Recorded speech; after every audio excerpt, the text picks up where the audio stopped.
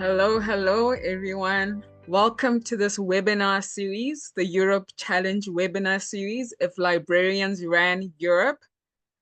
It's so exciting to actually see the people who registered show up. I'm Lwando Xaso, and I'm the host of the Europe Challenge. I'm excited to see you all, and I'm excited to get to know you as much as possible, considering we are on a webinar where direct interaction is not possible. I love libraries and I love community spaces. You know, for many of us, libraries have played such a salvational role in our lives by being trustworthy, safe human spaces that allow us to dream even in the most hopeless circumstances. And in recognition of how consequential libraries are for our communities, the European Cultural Foundation initiated the Europe Challenge, a program that brings together libraries and community spaces, working towards making a better future for their neighborhoods and ultimately the whole of Europe, and even more broader than that, the whole world. Bringing those libraries and communities together in one program. Since the start of the Europe Challenge in 2020, we've had about 200 participating libraries and community spaces. We've had about 96 completed projects. You're going to hear some of those projects today. And we've had about 24 countries represented in this challenge. I am South African. I am based in Johannesburg. I am not the most likely host of something called the Europe Challenge, but I kind of like that. I like that I am the unlikely host of this because it speaks to the universal nature of the thematics of this program, right? Traveling and working in Europe, I can say that libraries and community spaces have been warm reception spaces for me. So thank you very much. Even the libraries and community spaces we've explored together throughout this year. The participants of the Europe Challenge are selected after we put out an open call. And once they're selected, they participate in a year-long program that is designed to help them realize their projects, right? And we have things such as mentoring and workshops that take place both online and in person. And we've been to Cambridge, we've been to Milan, and ultimately we ended up in Amsterdam for our, final gathering together in the Amsterdam Summit. And the theme for the summit was If Librarians Ran Europe. That's not only a rhetorical provocation, it's a practical one, right? What would happen if librarians ran Europe? In so many ways, they do, quietly so. To me, if librarians ran Europe, it changes our idea of power. You know, it enhances our idea of community. And also, I think it redefines how we think change can happen. So, this webinar series is the online version of the Europe Challenge. We're going to share this year-long journey with you all. We have participants of the Europe Challenge who will share their learnings and experiences from the year with this wider community that we have here. 169 people strong, welcome. And the people who are presenting today are an answer to that provocation of if librarians ran Europe. You're going to get a clearer sense of what the world would look like through their presentations if we had more people doing this kind of work. We'll be hearing from everything on democracy to creativity to community gardens to well-being to inclusion to culture and so much more.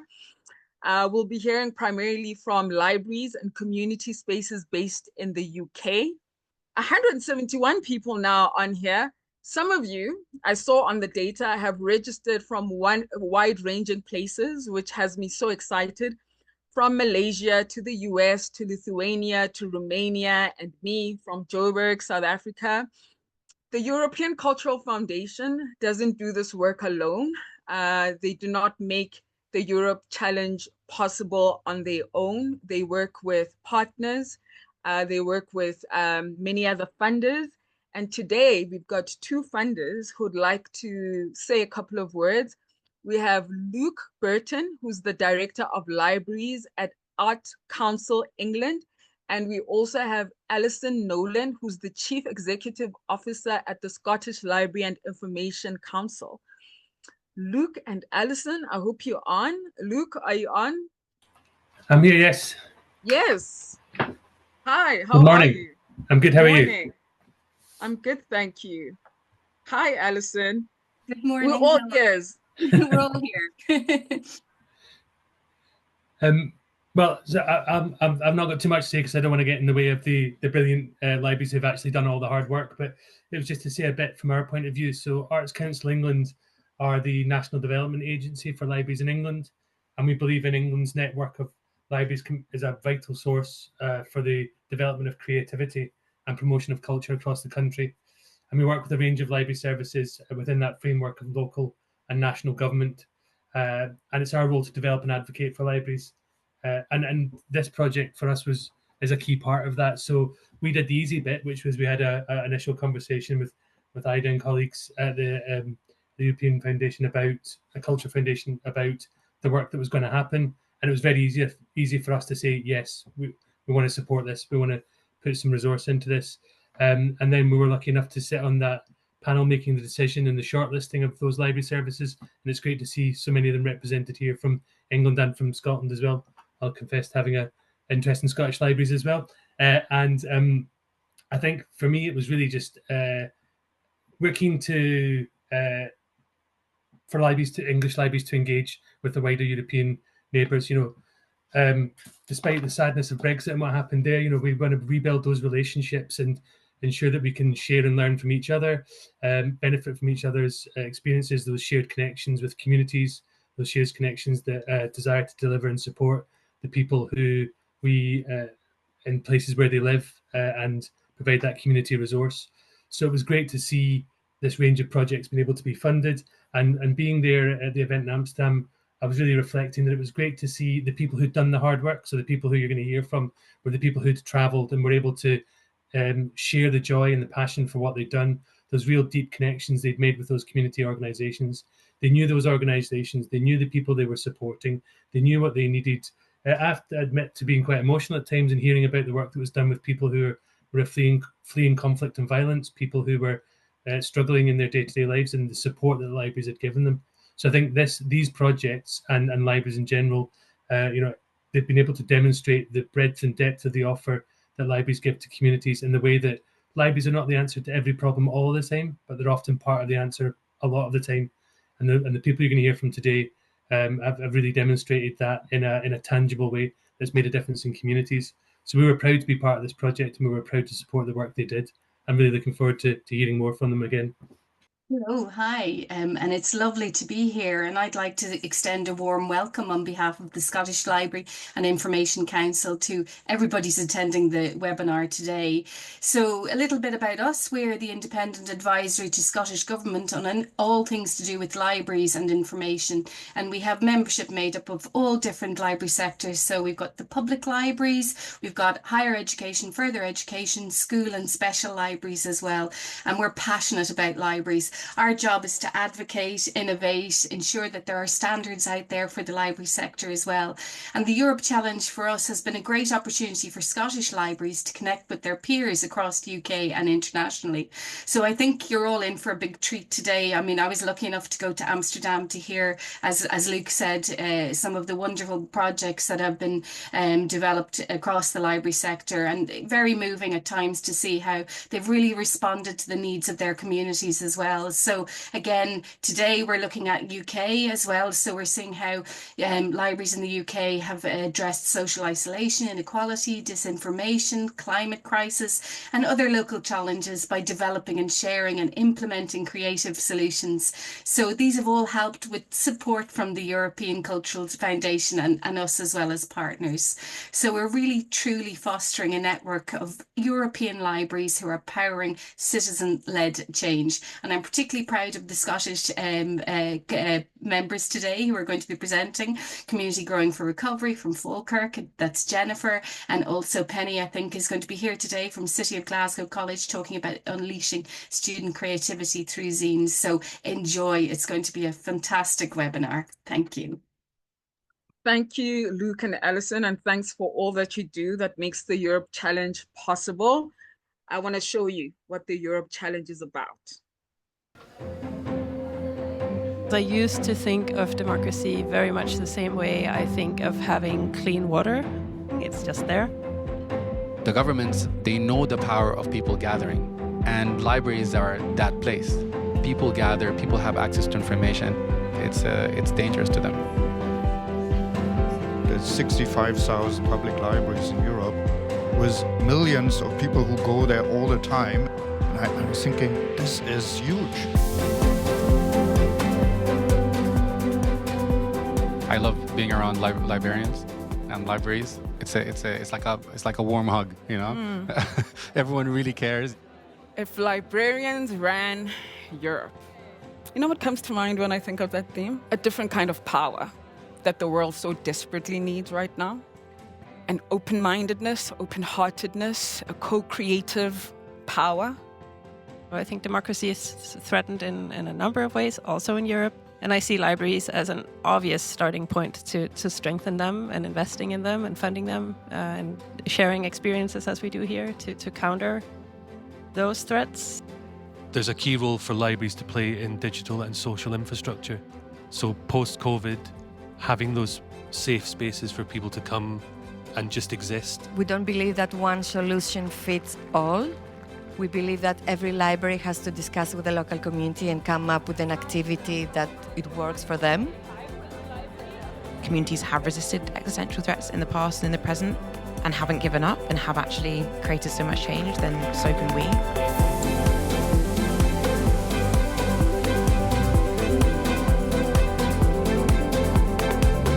There's so much resources in your community. We have a space, we have curious people, and we are able to bring people together.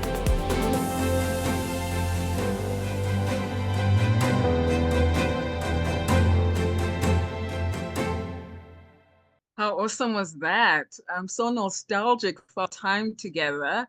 We're going to start with our first presentation. We're going to Bootle in the UK with Jane Woodcock. Hi, Jane. Hi. What do you have for us? I've got Jessie with me as well. Hi, we're Jessie. presenting together. So, hi, my name's Jessie. I'm from the arts organisation Rule of Threes, and this is my colleague Jane, who works for Sefton Libraries. And we're based in Sefton, which is in the northwest of England in Merseyside. So, our project was called Elastic Money and Money Matters. And it was based in Bootle Library, which is one of Sefton Libraries. It's in the north of the borough. And we also worked with a local women's charity called Venus, which is also based in Bootle, and we've worked with them on other projects before. So Rule of Threes and Sefton Libraries work on a collaborative arts programme called At the Library, which is where this particular project sat. At the Library is a Arts Council England National Portfolio Organisation based mainly in Bootle, another place in Sefton called Crosby and Netherton. So the library, is one of the only free spaces that we can exist in, provides a unique opportunity for us to meet as communities, artists and creatives. Everything we do gives people the freedom to participate, to be creative and to just exist in a space as people really are. The library is one of the last truly democratic spaces, and so everyone is welcome and everything is free. Bootle is one of the most deprived areas in the borough and was one of the programme's earliest focuses. The people who use the library and live locally are incredibly diverse, with a large sanctuary-seeking community who we focus on in other areas of the programme. Bootle is an example of the role of Sefton Libraries more broadly as community hubs that go beyond the book. So people in our community are living with debt. As you can see on the slide, to be in debt is to owe money, and this can be due to many reasons. Rent, the high cost of energy bills, rising food prices, that's just a few examples. Debt is often a hidden problem which people try to deal with on their own, and one of the big reasons for this is because of feelings of shame and blaming themselves. Because of this, they don't get the support they need. So our solution, We brought together a team of library staff, our At the Library Arts Programme team, artists and staff from Venus, our local women's charity, in order to connect our community to practical help and a network of support.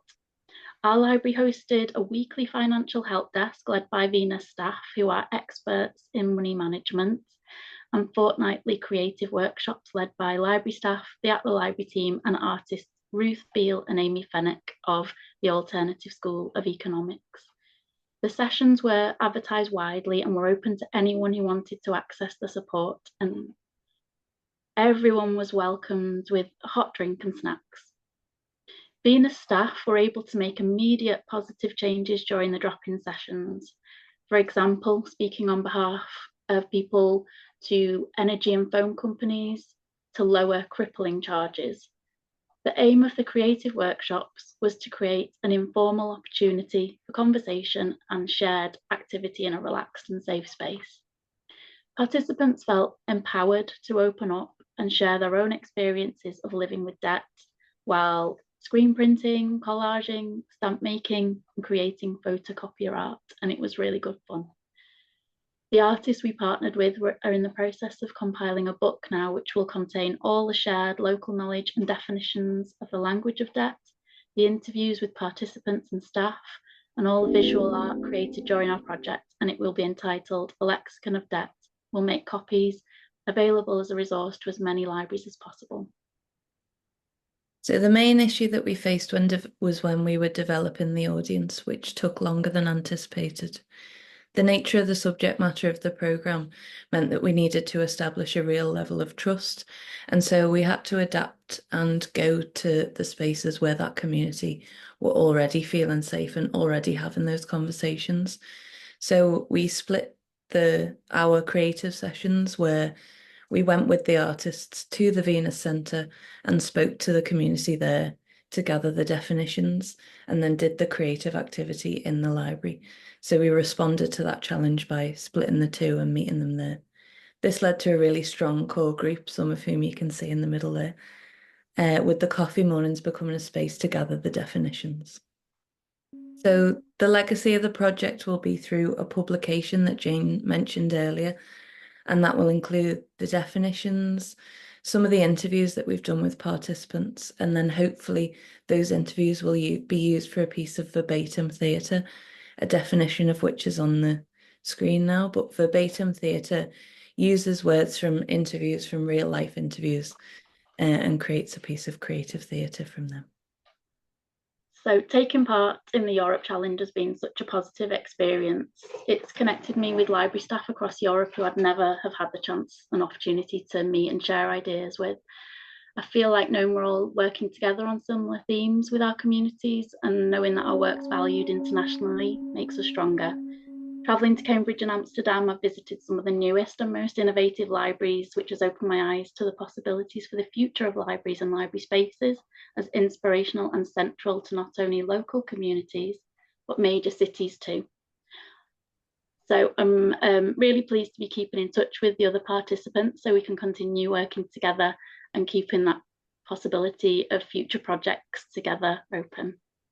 Thank you so much, Jane and Jessie, for getting us to a great start. Thank you so much.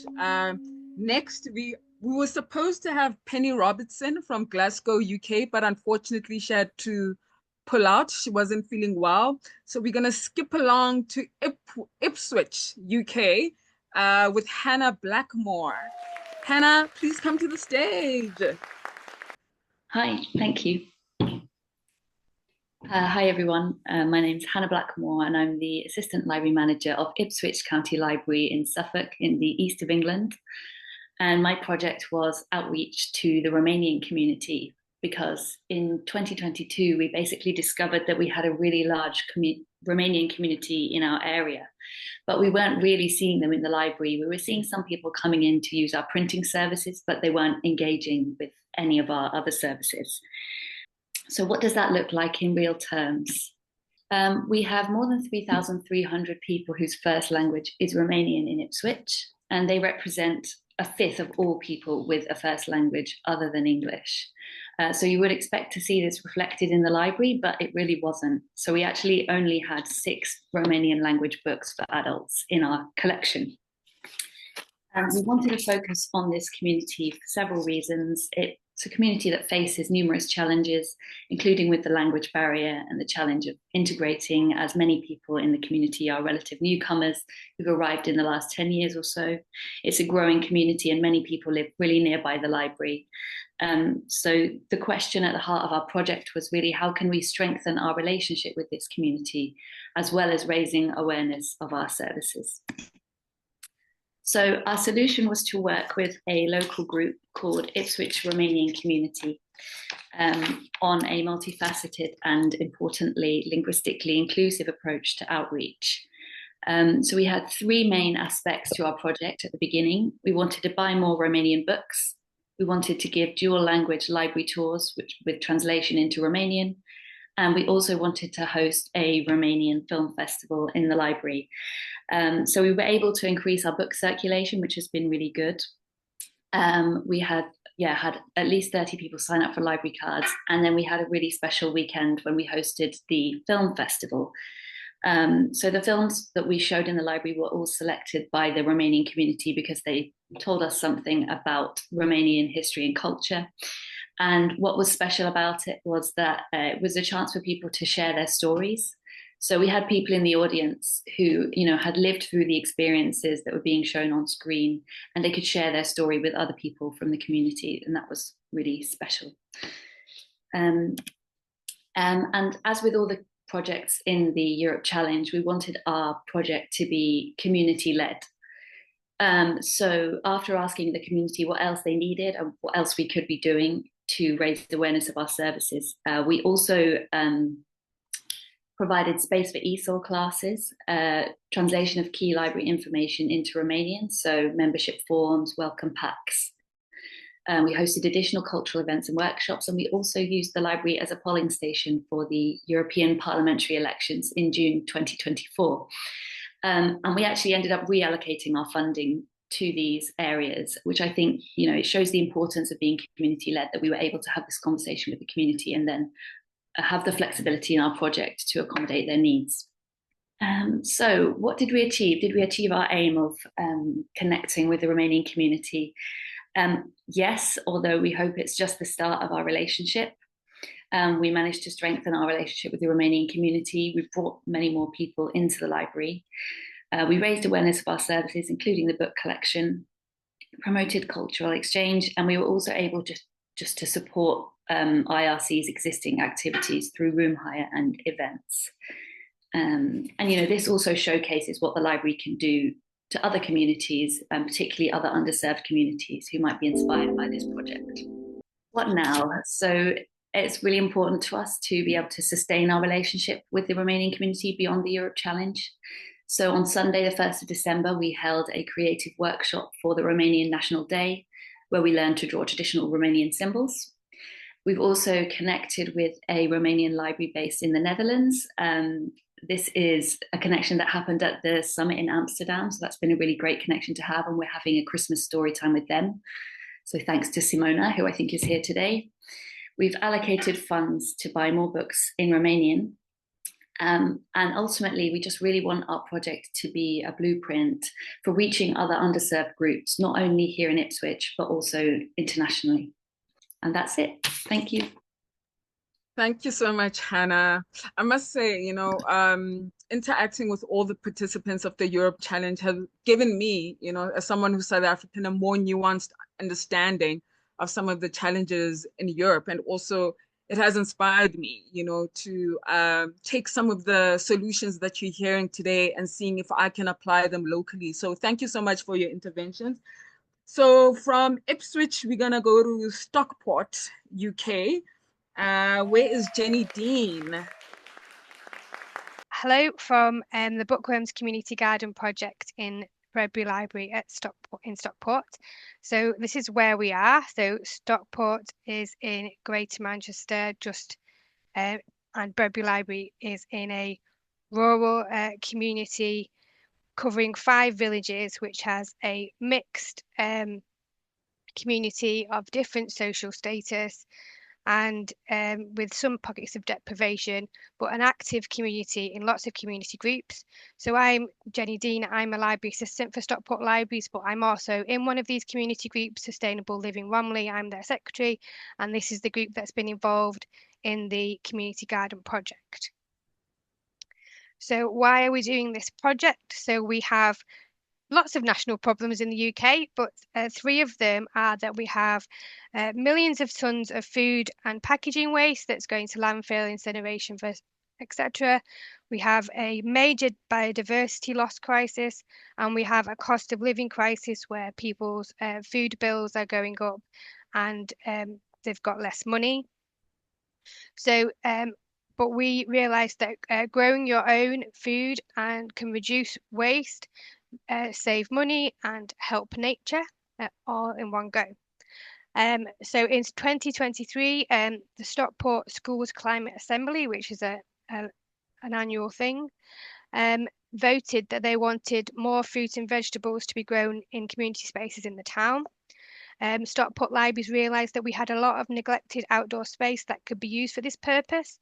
So we are now creating a wildlife-friendly green community garden in Bredbury Library to grow food for everybody to share. So it's a local solution to a national problem. So our achievements so far. So we've had 10 public and SLR member events. So SLR is Sustainable Living Romley for short. So we've had over 75 unique individuals of mixed age groups, different backgrounds participating. We've had swift boxes installed for migratory birds.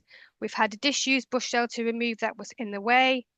We've had 2 weeks free apprenticeship time supplied by a local firm called George Cooks and Sons, who are landscape engineers. So they really helped with one of the complications we had, which was the courtyard, which had a lot of concrete to remove, and we wouldn't have been able to do it by ourselves. But then we did have a lot of delays caused by the fact that we had so much green waste, ironically, from all the bushes and re-landscaping that we had to do, and there were restrictions around green waste caused a bit of a backlog and delayed our work. But we've made really good progress. We've got food already growing, lots of vegetables and herbs, plants are already established. We have wildlife in the space. Caterpillars were on our pak choy. The butterflies were on our pak choy straight away. Now we've got caterpillars, we did before the winter. And the courtyard, all the landscaping has been done and we've started planting in it. So in the future, we've got lots of things coming up. We've got the woodland beds to finish. We've got trees coming that we've been awarded from the Woodland Trust. We've got a new gate and a fence. We've got murals. There's a bog garden, bee hotels, bird houses, bug houses. So there's lots of things coming up, and but we do have more landscaping to do. We've got another huge bush to remove. When we've done all this, we're hoping to be able to hold library events outside in the summer months, using all the space as well as the community doing the gardening work. So the benefits of the Europe Challenge. So the money that we had enabled us to overcome funding challenges that libraries alone and community groups alone could not overcome. So having a group being together to apply for the funding overcame a lot of the barriers that we have, and this helped us pay for the big ticket items, which included things like ton bags of soil for the gate and the equipment that we need and the re-landscaping, and we also meant that we had a little bit more freedom in our budget. Then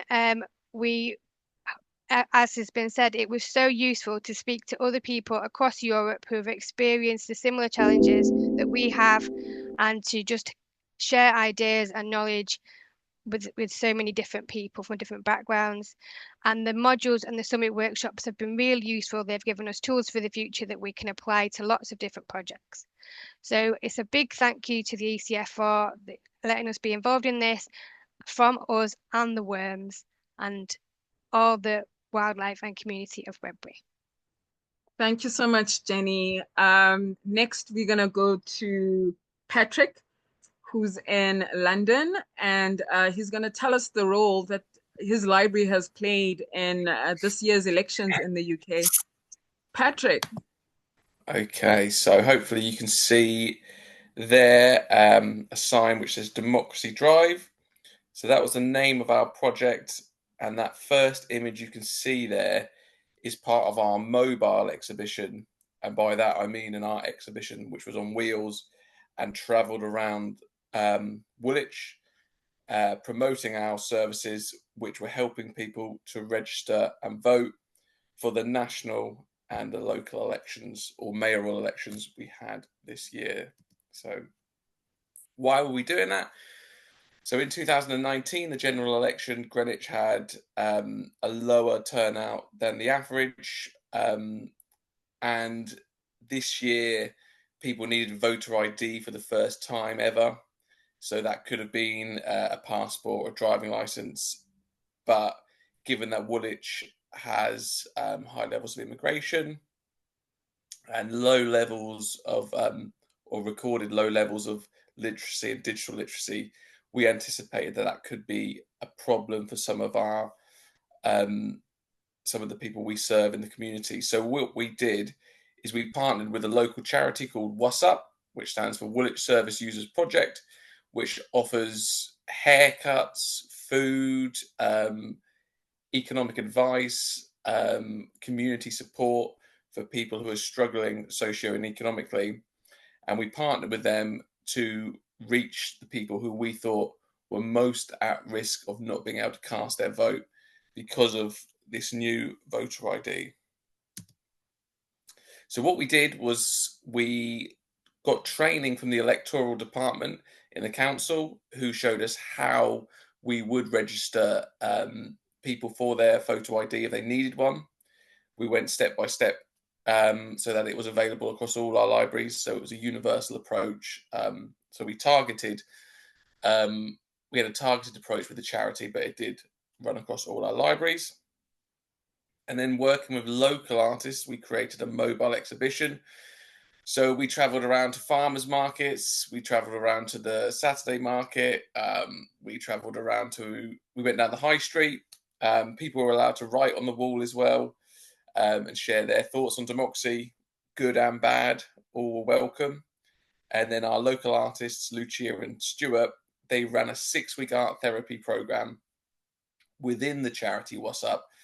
And then those pieces that were created around the theme of democracy were then held in an exhibition we had with a local venue called Woolwich Works, which was really great.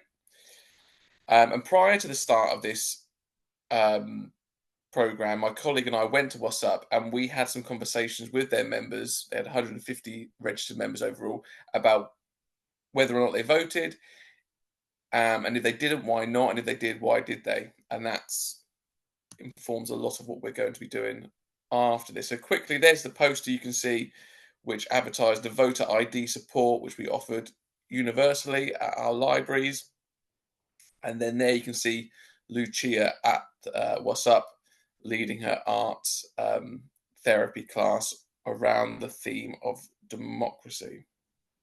So what did it all come to? So we had 113 members of the public use our services to register for a voter ID and or check if they were on the electoral register. So we kept a record of anyone who we assisted registering for photo ID and or if we helped them understand if they were already registered to vote. We had a successful exhibition at Woolwich Works, where many of the local artists who created art for the first time actually managed to sell their works as well. And that was all around the theme of democracy. And that functioned as well in the build up to the elections to promote the service we were offering, to remind people that there was this art they could come and see, but running parallel to that, they could go to the library and register to vote. However, it's always important to share this. In the 2024 general election, the turnout in Greenwich and Woolwich constituency was 58.8%. So it was down again, and we actually saw a decline across the whole of the UK again at the national election. And that's informing where we're going with this project next. And so we've been thinking about what we should be doing as a public library in terms of political engagement. And we've come to this conclusion that public libraries can and should be political in a new way. We should treat political literacy the same as we do literacy and digital literacy. Where there is a knowledge gap and or resource gap, we plug it. And here's just some data about the decline in voting in the UK. In the 1950s, it was at 83.9%. 1997, it was 71.4%. And now we are at 60% or even below that in Greenwich. And so what do we mean by political literacy? So when we were having these conversations, we found that a lot of people, because we had the national and the local elections happening the same year, there was a misunderstanding between which election affected what.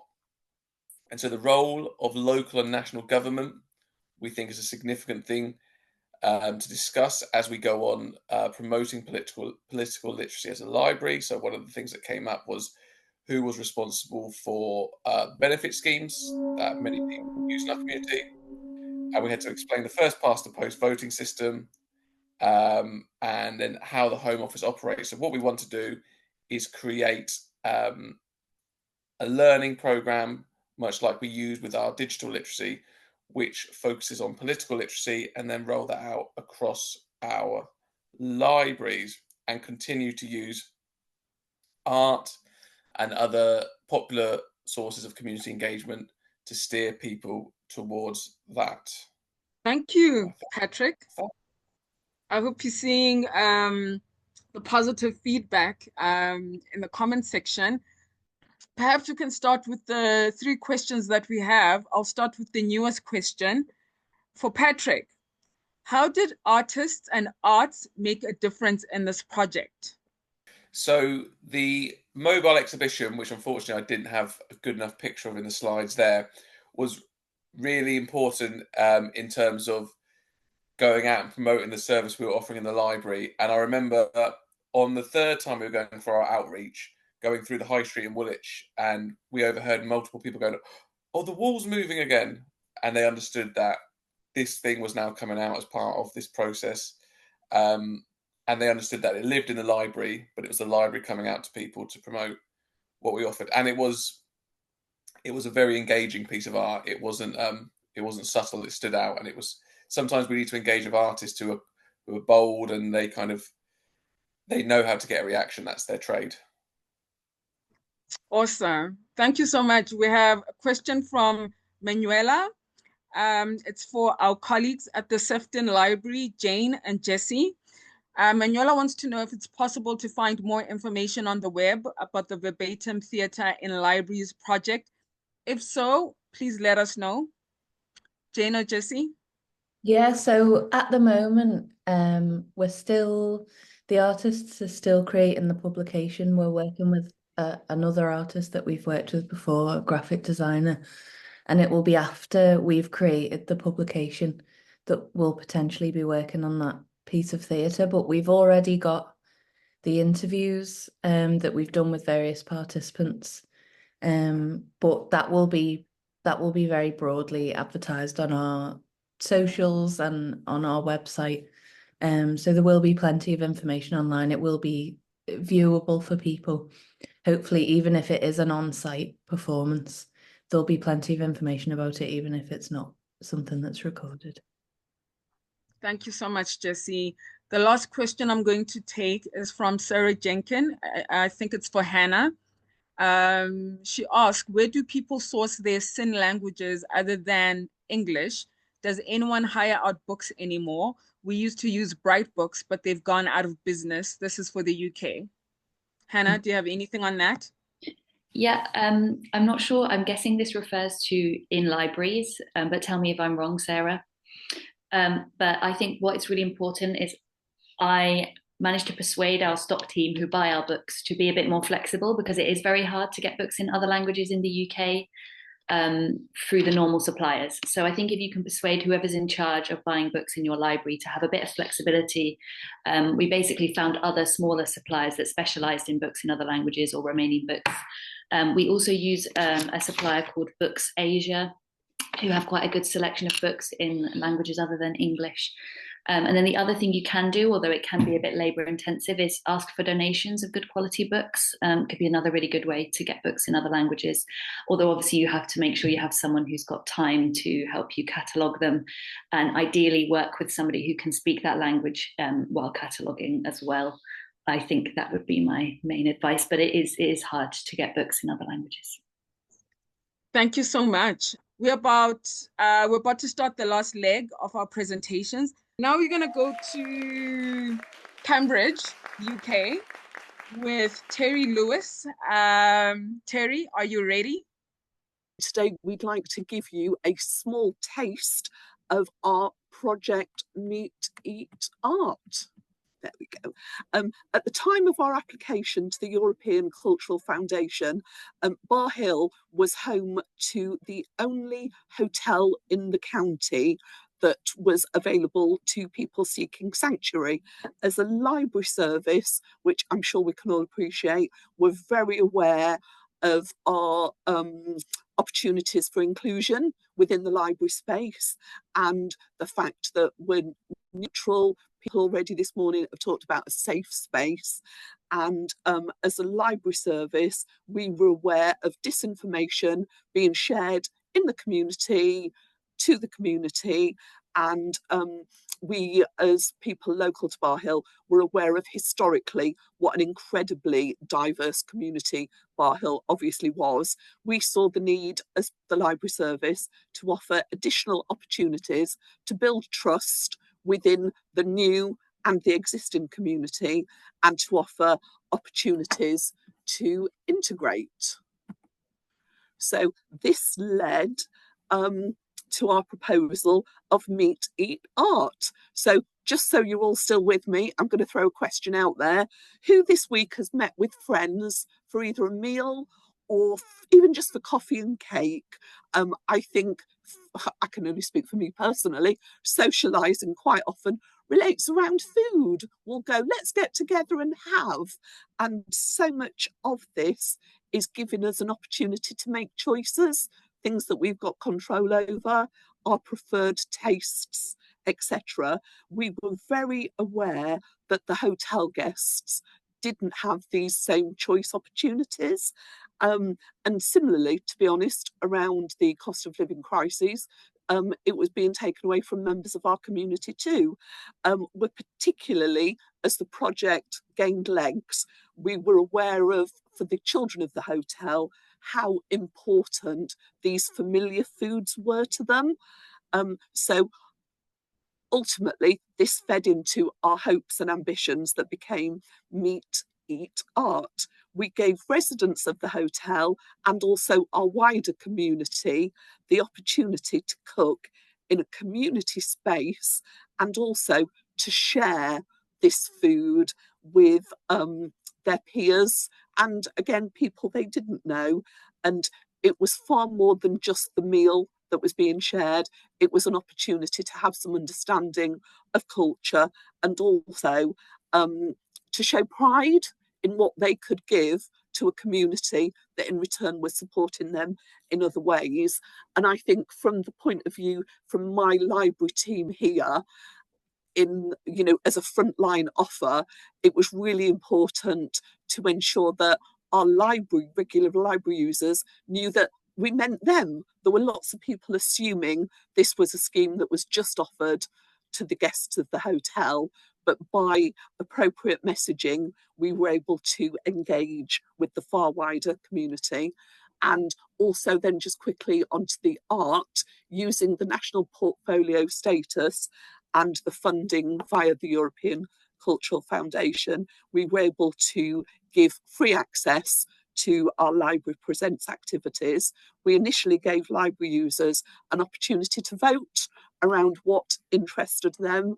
And this included a variety of puppet shows and also music events. And these were things that literally transcended language. They were enjoyed by all. Right, so back to cooking. Cooking in and for the community was an extremely important part of the project, and it gave community members a real sense of ownership of the project. They were keen for the dishes that they produced to be as authentic as possible.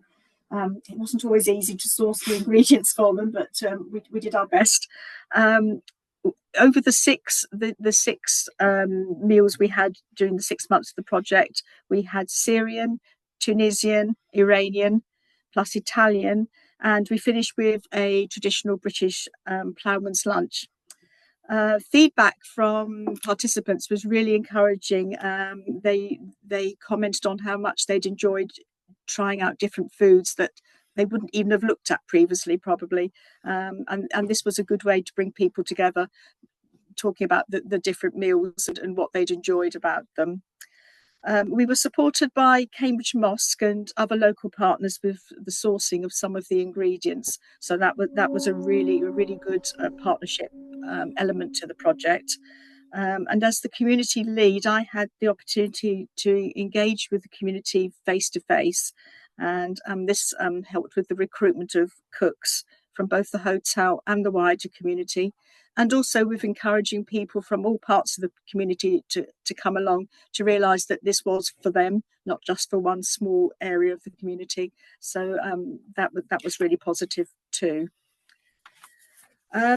Legacy.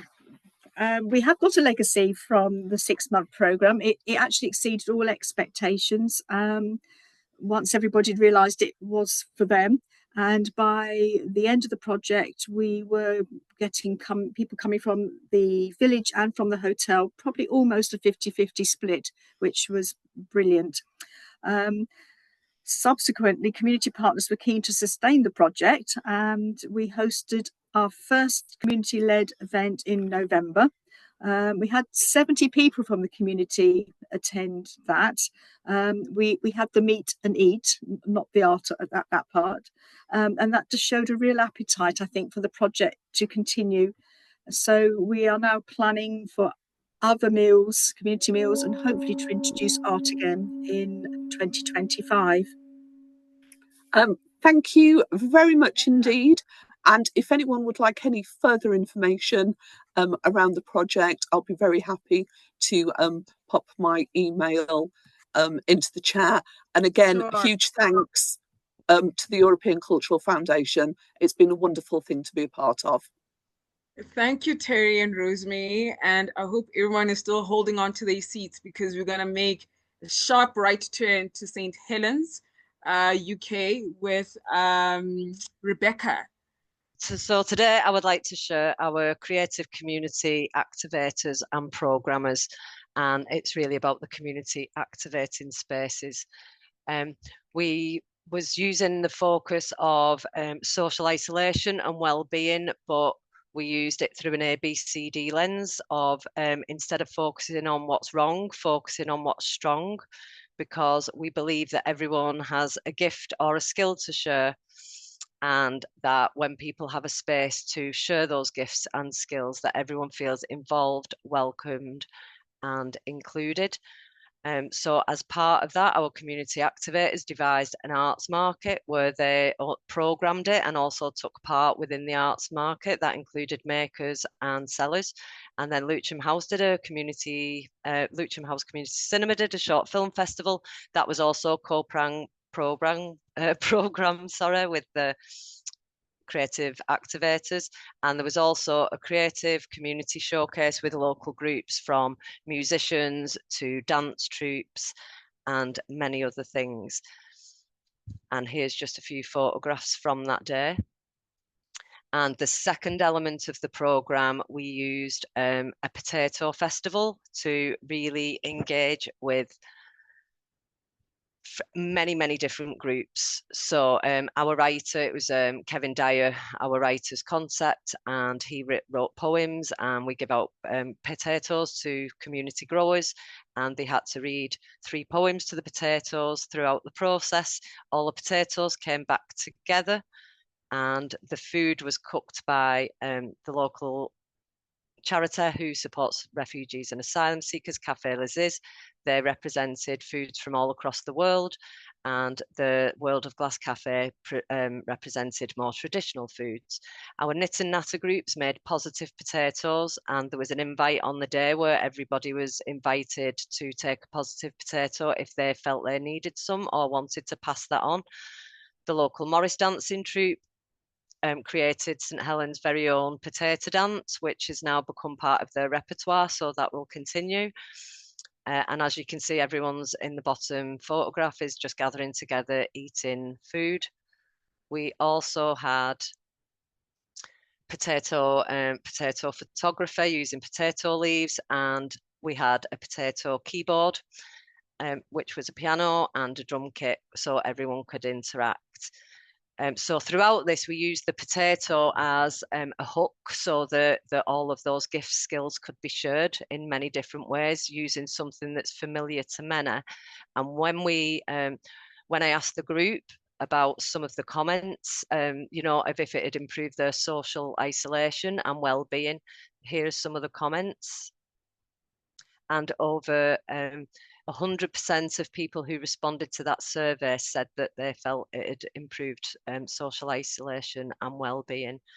So we are St Helens Arts in Libraries, and this is an element of creative community activators that was shown throughout the Europe Challenge. So again, I would like to thank Arts Council and the Europe Challenge for allowing us to be part of this and in a wider network. So thank you. I'm looking at the comments and I feel you. I also want a positive potato. We now have Falkirk, UK in the house. Jennifer, please represent. Hi, I'm Jennifer Hosey. I'm the Reader Service Librarian for Falkirk Council. We're based in Scotland, somewhere between Glasgow and Edinburgh. Our project, Growing for Recovery, had two main elements to it. The Library Service wants to create a lendable gardening bag for library members to borrow, while our partners, FADAM, who are Falkirk's Mental Health Association, wants to create a community garden and some growing guides. It was recognised as an increased reliance on food banks in the Falkirk area. One of the aims of the project was to enable people to grow their own food to create their own meals. In 2023, the Library Service conducted a public consultation, and one of the questions was about what else people would like to see in a library. The suggestions included a tool library and gardening groups, so we thought that we could combine these with the lendable gardening bags. In the bags, we provide hand tools and books which have to be returned, and seed packs, plant markers and growing guides and recipe cards that can be kept. The seeds we chose were linked to the recipe card so people could grow their own meals. The Council's Community Growing Officer recommended we invest in good quality tools that were climate compatible, and we also invested in organic seeds. The growing guides and recipe cards we used were created by NHS Forth Valley as part of their community nutrition project, and they allowed us to print and distribute them. For anyone who doesn't know, the NHS is the National Health Service in the UK. While we were working on our gardening bags, our partners were working with a group going through the John Muir Award. The John Muir Award is run by the John Muir Trust, and it encourages people to connect with and care for their environment. The group were all living with poor mental health, and the programme gave them a framework to learn new skills and to help them with their recovery. As part of the challenge, the group created a guide to grow from scraps and which plants grew well together. They also worked on creating family recipes for families to share. These guides and recipe cards were distributed exclusively within local food banks to encourage people to grow their own food.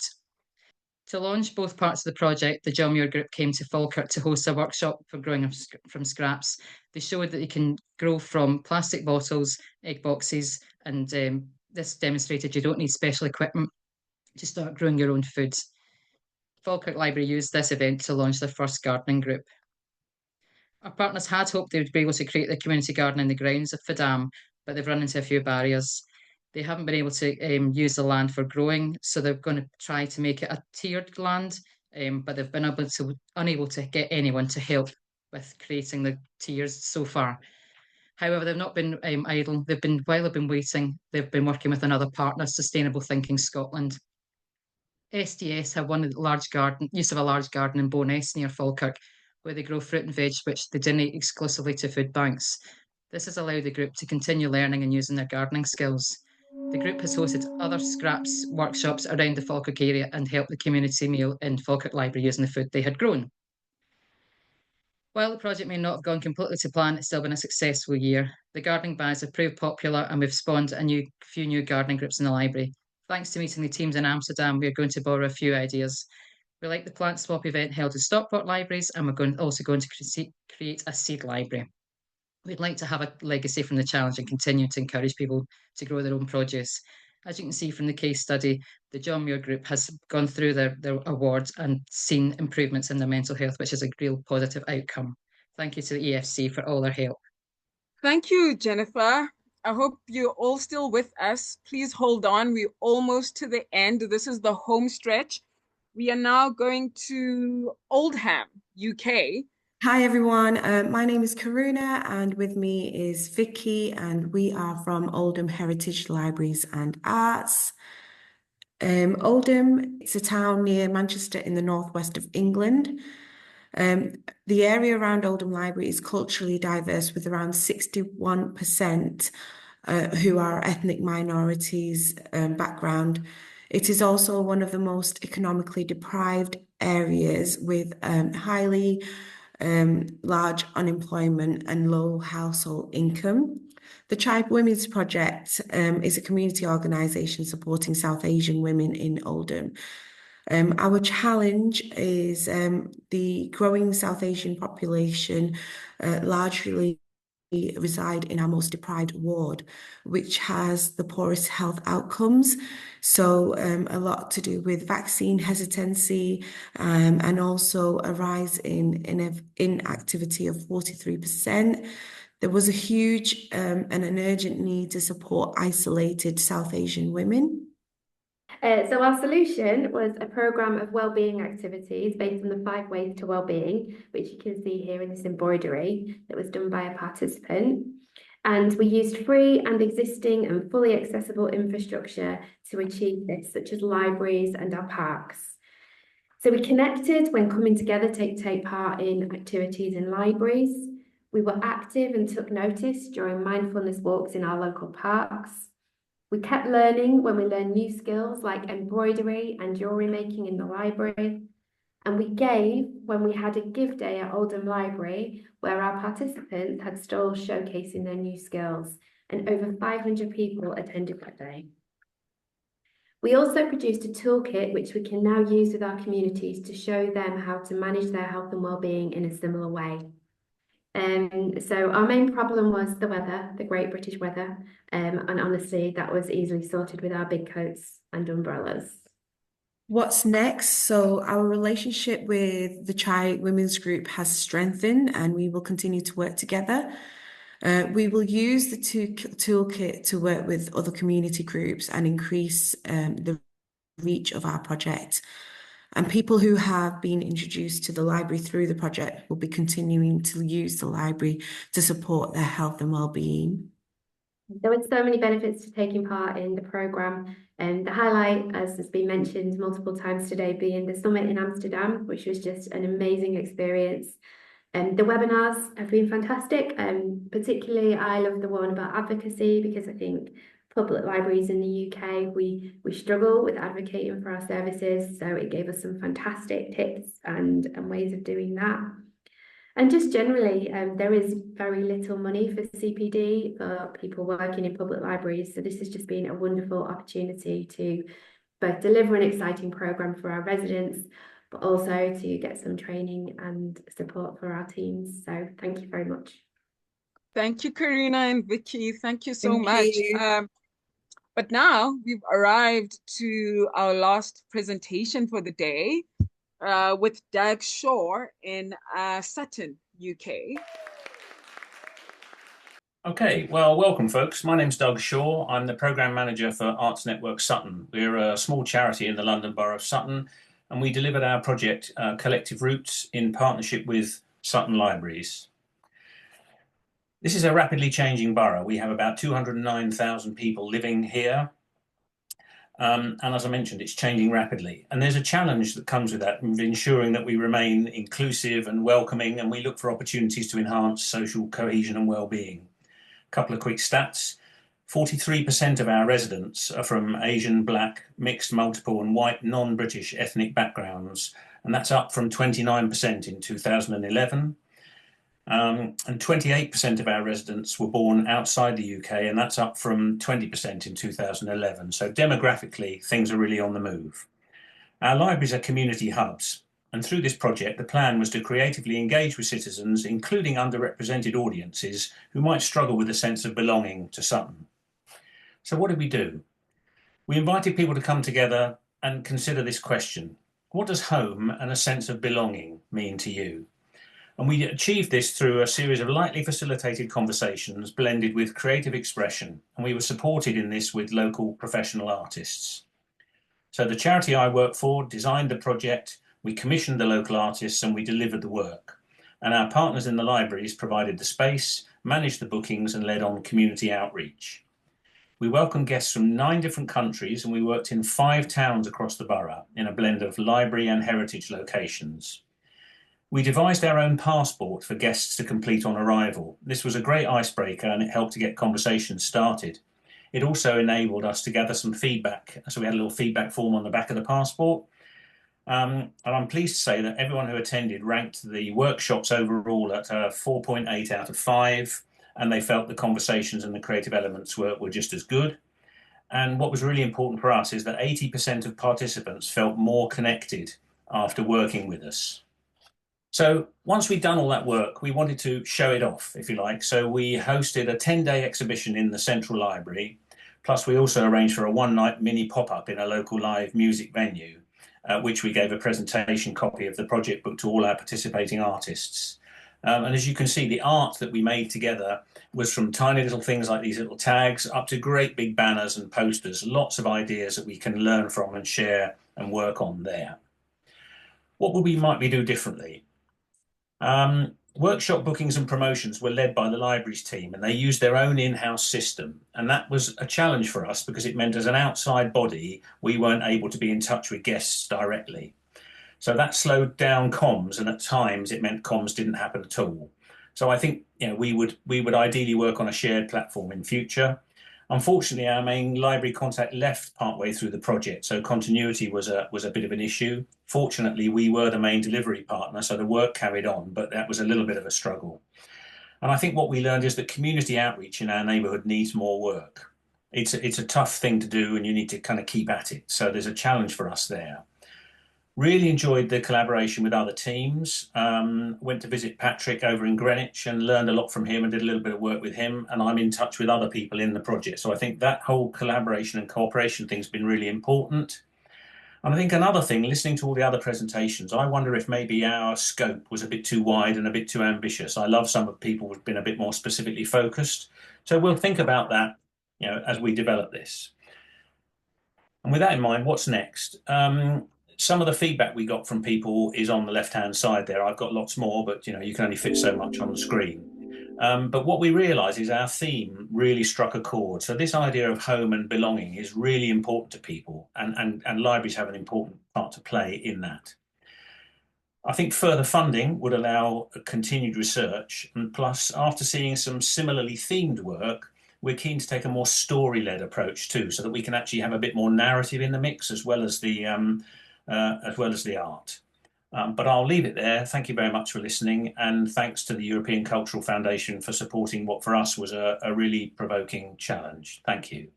Thank you so much, Doug. What a beautiful way to end. Thank you so much. We're going to go to the questions.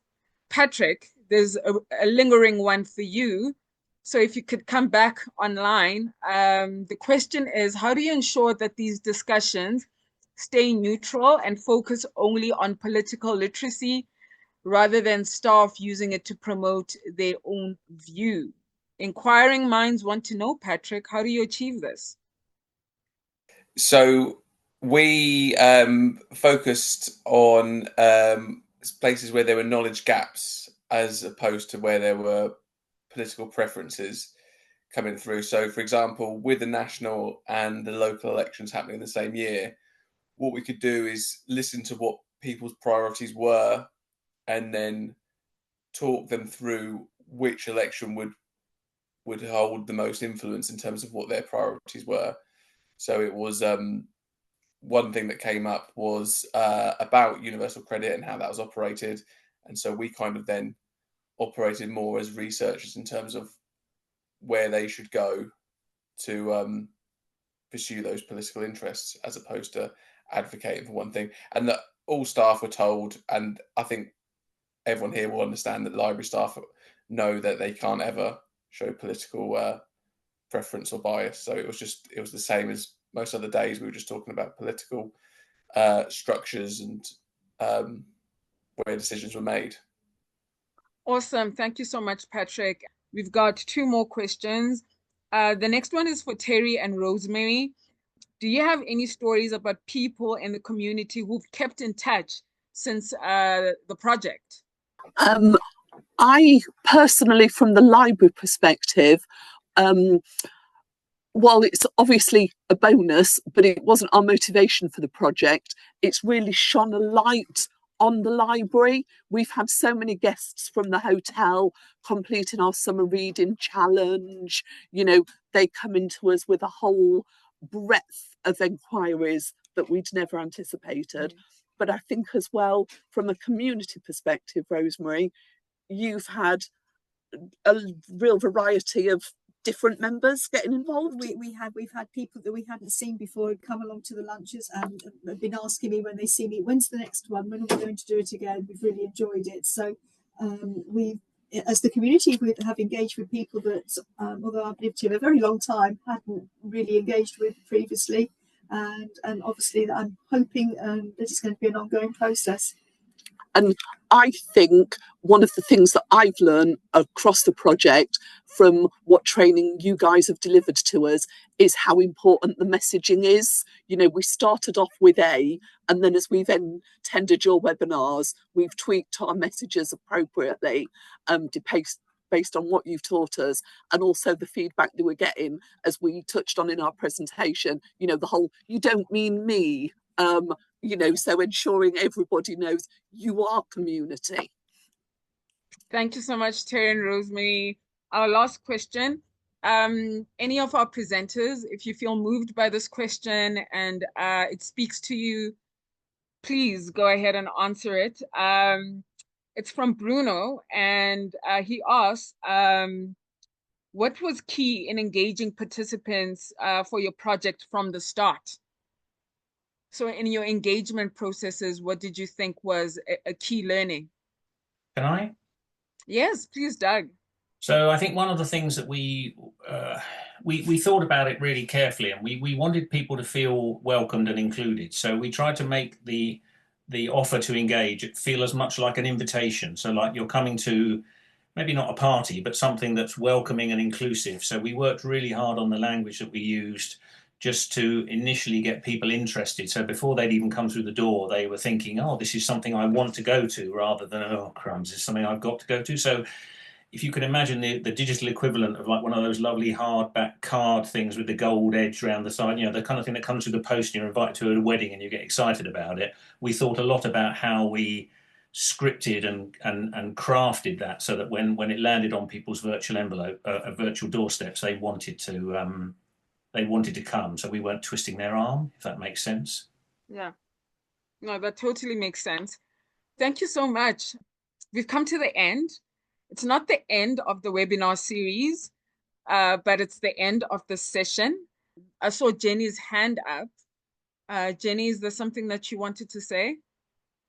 Oh, I was just going to say the question about connecting with, engaging with people. I think our problem, a little thing we had was connecting was the comms, really, because the libraries do things a certain way. We use our own social media and our own channels, and that wasn't appealing to everybody. So we had to go a bit old school with Sustainable Living Romney. We know that some people are not very digital, so it was making sure that there were posters and flyers not just in the library but in other places where people go, so in cultural sites and where other community groups did their work. So making sure, like in chats and things, that we were sharing with it face to face, that we were having these events, and how people could get involved using our own social media as well and other community group social media to share.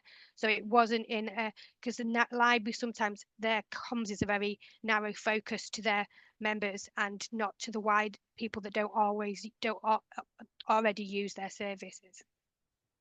Thank you, Jenny. I mean, today's presenters just give you an idea of how generous the participants of the European Challenge are. Thank you so much, Jenny.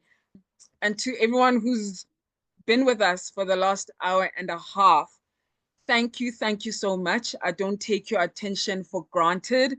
Thank you for sticking it out, and I'm pretty sure it was worth your while. In the beginning, I asked the question, what if librarians ran Europe? And some of your answers were, if librarians ran Europe, there would be more concern about how to serve rather than how to dominate. Our world would be kinder and brighter. There would be peace because everyone would be reading. And the community needs would be at the heart of decision making. Those are also beautiful. I completely agree. And today's presenters make me realize that this is truly, truly possible, especially in our spheres of influence. So once again, from me, Lwando Xaso, the host of the European Challenge, thank you to the presenters. You were so great. Thanks for your generosity. Thank you to the ECF team. Thank you to Luke and Alison. Thank you to everyone who attended. Thank you so much. Okay, that's it from me. Again, follow the European Cultural Foundation on its social platforms to see what the last two sessions are going to be about. They're going to be different from this one, so I encourage you to join the last two. Okay, ciao, bye. Thanks, everyone.